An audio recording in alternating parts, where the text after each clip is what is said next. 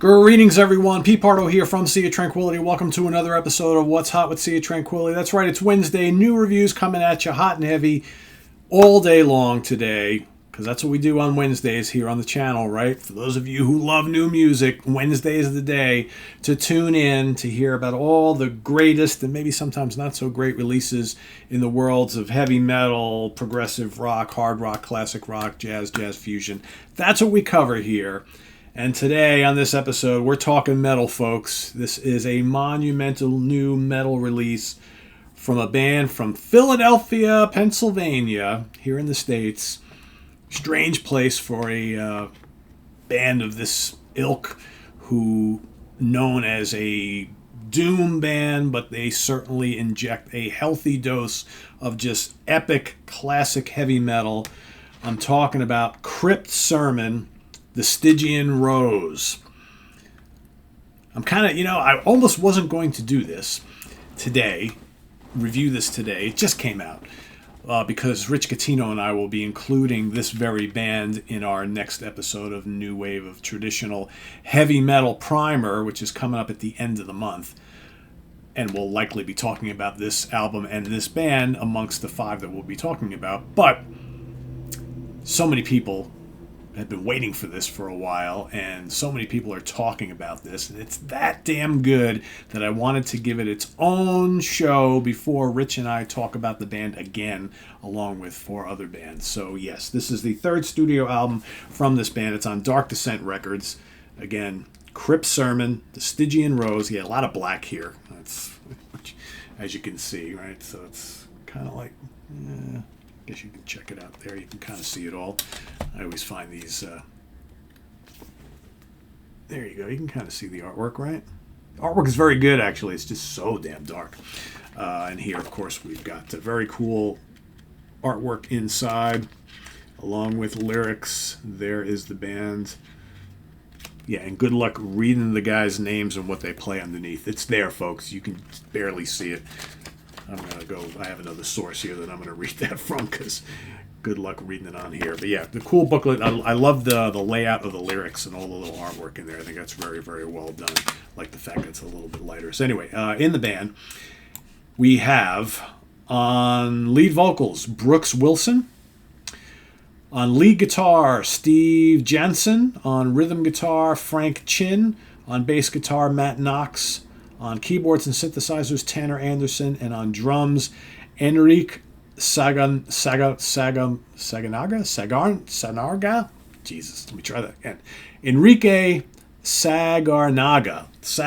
There we go. Sorry, Enrique. Didn't mean to screw up your name that much. Anyway, this is their brand new album. This is their first since The Ruins and Fading Light from September 2019. So that's almost 5 years ago. So it's been a while. And they've actually go, because their first album, Out of the Garden, came out in 2015. So that was 4 years. So yeah, it's roughly every 4 years or so. But it's just when you've got a band that has pumped out 2 excellent first albums like they have, you want that third one. It's like, bring it on, people. So it's finally here. What's the deal with this album? So it's about 45 minutes. I think it's like 44, 50 something. And so it's just under 45 minutes long. Perfect length. 6 tracks. Most of the tracks are fairly lengthy, so you get bang for your buck, but it's not overly long. Like I said, if you've heard the first 2 records from this band, first album is just classic traditional doom. Second album is less of the classic doom, more of just classic epic heavy metal.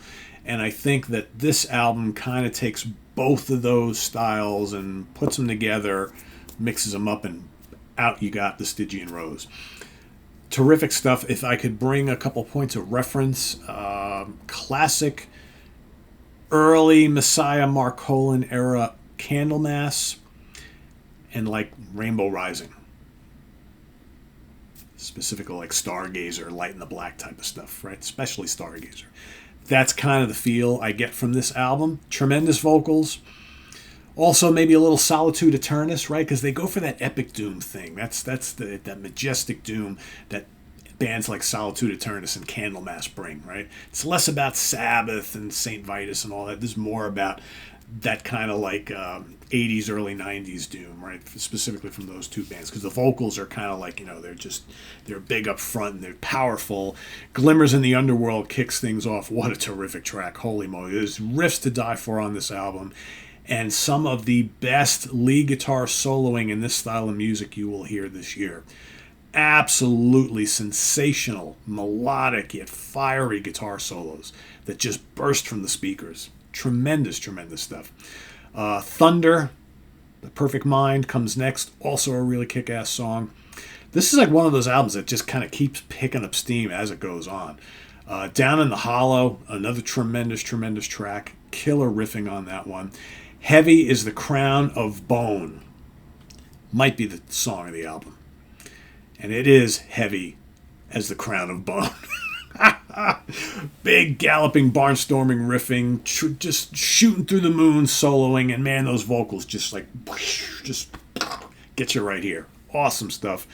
Then we've got Scrying Orb, which is really terrific. And then, for me, another of the must-hear tracks on this album, probably my second favorite, is the title track, which clocks in at 11 minutes long to finish off the album. It's just big and epic and heavy and just the right amount of atmosphere and just so powerful. Again, think of like Stargazer, Rainbow Rising in general, with like a bit of doom kind of coming behind it. It's got that kind of majesticness and grandiosity, but it's heavy and doomy and just so good. Terrific vocals, super massive guitars, great lead guitars, drums are heavy, pounding. Can you tell I like this one, guys? Can you tell I like this one? Yeah, it's really, really, really good. This was absolutely worth the wait, and for a style of music like this, epic doom metal, traditional metal, here in 2024, don't think you can get much better than this. I'm going to give it right now a 4.5 out of 5 star. This might be a 5-star album, folks.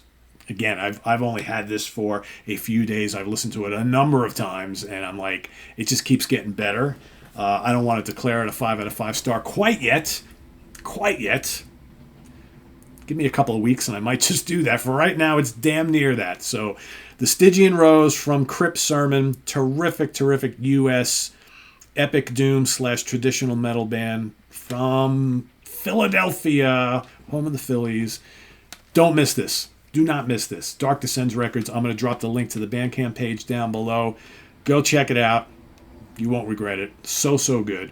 And once you've done that, let us know what you think. And visit us on the web at www.seatranquility.org. We're on Facebook. We're on YouTube all together.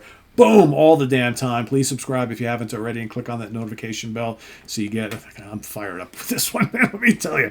So you get alert of all of our content as it posted, and please do hit the like button before you leave. Also, down below, we got the links to our Ko-Fi page for channel donations, our merch page, and our Cameo page. You know where it's all at. Thank you so much for supporting us here, and we'll see you soon with more stuff. We got more coming today, so it's going to be a hefty day. Don't miss any of these new reviews. Most of these albums we'll talk about today are absolutely terrific, and we got more coming next week, because my stack of cool shit to talk about is growing. The new releases are coming out, and we've also got I'm going to hopefully get together with Stephen Reed to do a review next week. Jethro Tull live bursting out the inflated edition, the big box set, remixed by Steven Wilson. Yeah, that's coming hopefully next week. So till then, I am Pete Pardo. Thanks for watching, everybody. Don't touch that dial. More coming. See you. Bye-bye.